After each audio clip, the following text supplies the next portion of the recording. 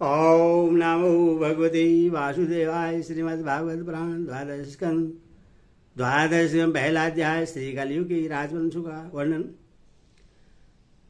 राजा परीक्षित ने पूछा, भगवान यदुवंश शिरोमणि भगवान श्री कृष्ण जब अपने परम धाम पधार गए तब पृथ्वी पर किस वंश का राज्य हुआ तथा अब किसका राज्य होगा? आप कृपा करके मुझे यह बतलाइए। श्री सुखदेव जी ने कहा, प्रिय परीक्षित, मैंने तुम्हें नवे स्कंद में यह बात बतलाई थी कि जरासंध के पिता बृहदर्थ के वंश में अंतिम राजा होगा पुरजय अथवा निर्पुजय। उसके मंत्री का नाम होगा सुनक। वह अपने स्वामी को मार डालेगा और अपने पुत्र परघोत को राज शासन पर अभिषिक्त करेगा। परघोत का पुत्र होगा पालक, पालक का विषागयुग, विषागयुग का राजक और राजक का पुत्र होगा नंदिवर्धन। परघोत वंश में यही 5 नरपति होंगे। इनकी संख्या होगी परघोतन। ये 148 वर्ष तक पृथ्वी का उपभोग करेंगे। इसके पश्चात शिशुनाग नाम का राजा होगा। शिशुनाग का काकवर्ण, उसका सेमधर्मा और सेमधर्मा का पुत्र होगा क्षेत्रज्ञ। क्षेत्रज्ञ का विदिशार, उसका अजाशत्रु, फिर दर्भक और दर्भक का पुत्र अजय होगा। अजय से नंदिवर्धन और उससे महानंद का जन्म होगा। शिशुनाग वंश में ये 10 राजा होंगे।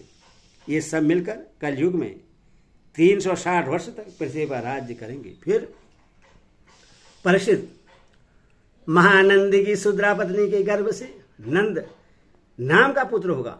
वह बड़ा बलवान होगा। महानंदी महापद नामक निधि का अधिपति होगा, इसीलिए लोग उससे महापद भी कहेंगे। वह क्षेत्रीय राजाओं के विनाश का कारण बनेगा। तभी से राजा लोग प्राय शूद्र और अधार्मिक हो जाएंगे। महापद पृथ्वी का ही छत्र शासक होगा। उसके शासन का उल्लंघन कोई भी नहीं कर सकेगा।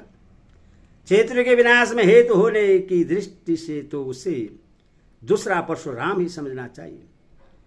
उसके सुमाली आदि 8 पुत्र होंगे। वे सभी राजा होंगे और 100 वर्ष तक इस पृथ्वी का उपभोग करेंगे। कौटिल्य, वात्स्यायन तथा चाणक्य के नाम से प्रसिद्ध एक ब्राह्मण विश्वविख्यात नंद और उनके सुमाल्य आदि 8 पुत्रों का नाश कर डालेगा। उनका नाश हो जाने पर कलयुग में मौर्य वंशी नरपति पृथ्वी का राज करेंगे। वही ब्राह्मण पहल चंद्रगुप्त मौर्य को राजा के पद पर अभिषिक्त करेगा। चंद्रगुप्त का पुत्र होगा वारिसार और वारिसार का अशोकवर्धन। अशोकवर्धन का पुत्र होगा सुयस, सुयस का सगद, सगद का सारिशुक और सारिशुक का सोमशर्मा, सोमशर्मा का शतधनुआ और शतधनुआ का पुत्र बृहदर्थ होगा। कुरुवंश विभूषण प्रसिद्ध मौर्य वंश के ये 10 नरपति कलयुग में 137 वर्ष तक पृथ्वी का उपभोग करेंगे। बृहदत्त का सेनापति होगा पुष्यमित्र शंगु। वह अपने स्वामी को मारकर स्वयं राजा बन बैठेगा। पुष्यमित्र का अग्निमित्र और अग्निमित्र का सुज्येष्ठ होगा। सुज्येष्ठ का वसुमित्र और वसुमित्र का भद्रक और भद्रक का पुलिंद, पुलिंद का घोष और घोष का पुत्र होगा वज्र मित्र। वज्र मित्र का भागवत और भागवत का पुत्र होगा देव भूति। सुसंग वंश के ये 10 नरपति 112 वर्ष तक पृथ्वी का पालन करेंगे। प्रसिद्ध सुगवंशी नरपतियों का राज्यकाल समाप्त होने पर वह पृथ्वी कणोवंशी नरपतियों के हाथ में चली जाएगी। कणोवंशी नरपति अपने पूर्ववर्ती राजाओं की उपेक्षा कम गुणवान होंगे। सुगवंश का अंतिम नरपति देवभूति बड़ा ही लंपट होगा। उससे उसका मंत्री कणवंशी वसुदेव मार डालेगा और अपने बुद्धि बल से स्वयं राज्य करेगा। वसुदेव का पुत्र होगा भूमित्र, भूमित्र का नारायण और नारायण का सुधर्मा। सुधर्मा बड़ा यशस्वी होगा। कण्व वंश के ये 4 नरपति कांडवयन कहलाएंगे और कलयुग में 345 वर्ष तक पृथ्वी का उपभोग करेंगे। मेरे प्रसिद्ध कण्ववंशी सुधर्मा का एक शूद्र सेवक होगा बलि। वह अंध जाति का एक बड़ा दुष्ट होगा। वह शर्मा को मारकर कुछ समय तक स्वयं पृथ्वी का राज्य करेगा। इसके बाद उसका भाई कृष्ण राजा होगा। कृष्ण का पुत्र श्री शांतकर्ण और उसका पूर्णमास होगा। पूर्णमास का लंबोदर और लंबोदर का पुत्र चिविलक होगा। चिविलक का मेघ स्वास्थी और मेघ स्वास्थी का अटमान, अटमान का अनिष्टकर्मा, अनिष्टकर्मा का हाले, हाले का तलक, तलक का पुरुष भीरु और पुरुष भीरु का पुत्र होगा राजा सुनंदन। प्रसिद्ध सुनंदन का पुत्र होगा चकोर। चकोर के 8 पुत्र होंगे जो सभी बहु कहलाएंगे। इनमें सबसे छोटा का नाम होगा शिव स्वास्थी। वह बड़ा वीर होगा और शत्रुओं का दमन करेगा। शिव स्वास्थी का गोमती पुत्र और उसका पुत्र होगा पूरिमान। पूरिमान का मेदशिरा, मेदशिरा का शिवस्कंद, शिवस्कंद का यज्ञश्री, यज्ञश्री का विजय और विजय के 2 पुत्र होंगे चंद्रबिक और लोमधि। प्रसिद्ध ये 30 राजा 456 वर्ष तक पृथ्वी का राज्य भोगेंगे। प्रसिद्ध इसके पश्चात भीरति नगरी के 7 आभि, 10 गर्दभी और 16 कांक पृथ्वी का राज्य करेंगे। ये सब के सब बड़े लोभी होंगे। इसके बाद 8 यवन और 14 तुर्क राज्य करेंगे। इसके बाद 10 गुरुरंड और 11 मौन नरपति होंगे।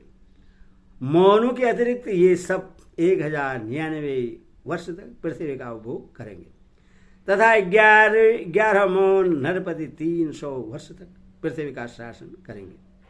जब उनका राज्य काल समाप्त हो जाएगा तब किला नाम की नगरी में भूतनंद नाम का राजा होगा। भूतनंद का वगीर का भाई शिशुनंदी और यशुनंदी और परव्रक ये 106 वर्ष तक राज्य करेंगे। इनके 13 पुत्र होंगे और वे सब के सब बाहिक कहलाएंगे। इनके पश्चात पुष्यमित्र नामक क्षेत्री और उसके पुत्र धुमित्र का राज्य होगा।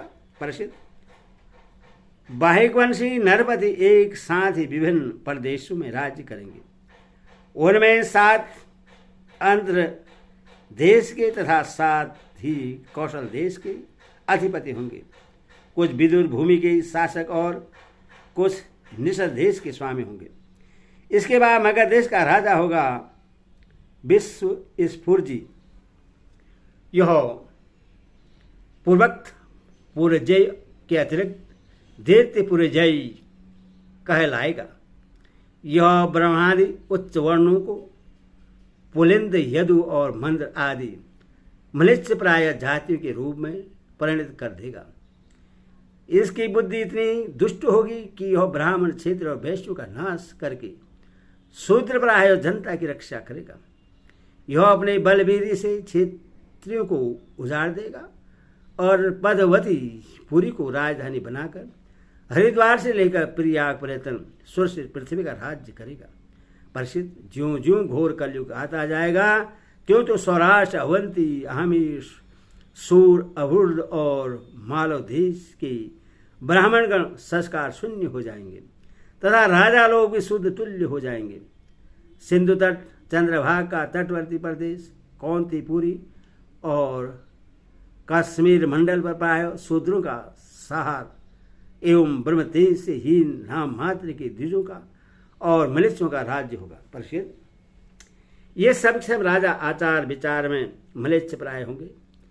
ये सब एक ही समय भिन्न भिन्न प्रांतों में राज्य करेंगे ये सब के सब परले सिरे के झूठे, अधार्मिक और स्वलभ दान करने वाले होंगे। छोटी छोटी बातों को लेकर ही ये क्रोध के मारे आग बबूला हो जाया करेंगे। ये दुष्ट लोग स्त्री, बच्चों, गौ, ब्राह्मणों को मारने में भी नहीं हिचकेंगे। दूसरे की स्त्री और धन हत्या लेने के लिए ये सर्वदा उत्सुक रहेंगे। न तो इन्हें बढ़ते देर लगेगी और न तो घटते। क्षण में रुष्ट तो क्षण में तुष्ट। इनकी शक्ति और आयु थोड़ी होगी। इनमें परंपरागत संस्कार नहीं होंगे। ये अपने कर्तव्य कर्म का पालन नहीं करेंगे। रजोगुण और तमोगुण से अंधे बने रहेंगे। राजा के वेश में मनुष्य ही होंगे। ये लूट खसोट कर अपनी प्रजा का खून चूसेंगे। जब ऐसे लोगों का शासन होगा तो देश की प्रजा में भी वैसे ही स्वभाव, आचरण और भाषण की वृद्धि हो जाएगी। राजा लोग तो उनका शोषण करेंगे ही, वे आपस में भी एक दूसरे को उत्पीड़ित करेंगे और अंततः ये सब के सब नष्ट हो जाएंगे। हरिओम तत्सत, हरिओम तत्सत।